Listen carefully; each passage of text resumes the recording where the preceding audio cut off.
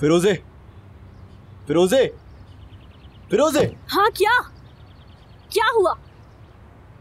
क्या चाहिए तुम्हें? हर जगह पीछा करते रहते हो मेरा, हर जगह आ जाते हो। मसला क्या है? मैं बस तुमसे ये कहने के लिए आया था कि तुम्हें परेशान होने की बिल्कुल भी जरूरत नहीं है। मुझसे जो कुछ भी हो सकेगा मैं जरूर करूंगा फिरोजे। मुझे उम्मीद है कि तुम्हारे भाई को ज्यादा नुकसान पहुंचने से पहले ही सब कुछ खत्म हो जाए। तुम मेरे साथ मजाक क्यों कर रहे हो? तुम्हें मालूम नहीं है मेरे भाई के पीछे लोग पड़े हैं? देखा मैंने, अपनी आंखों से देखा फिरोजे, वहीं था मैं। कितना आसान है ना ये सब तुम्हारे लिए। मुझे बताओ, क्या तुम ऐसी सिचुएशन से इतनी आसानी से बाहर निकल सकते हो? तुम्हारे जैसे लोगों के लिए ये सब कुछ भुगतना बहुत आसान होता होगा, लेकिन हमारे लिए नहीं।